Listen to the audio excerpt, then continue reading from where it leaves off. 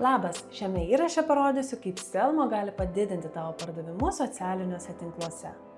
Jeigu prekiaujate tiesioginės transliacijos metu, pavyzdžiui Facebook, jūsų klientai gali pateikti užsakymus tiesiogiai, naudodami kodus komentaruose, kuriuos jūs pateikėte tiesioginės transliacijos arba įrašo metu.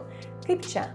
Klientai įvedę kodą, pavyzdžiui, Selmo 10, iš karto gauna automatinę santrauką per Messenger su nuoroda į savo užsakymą.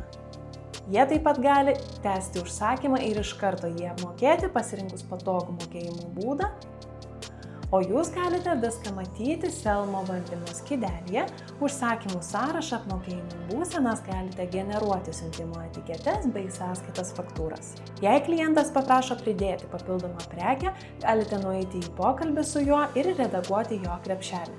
Paspaudus ant krepšelio galėsite patogiai pridėti papildomą kliento norimą prekę. O jei neturite pastovaus prekių asortimento ir netvarkote savo sandėlio, galite naudoti įrankį transliacijos.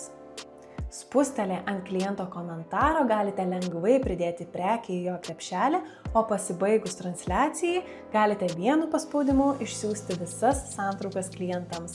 Tai išties labai paprasta.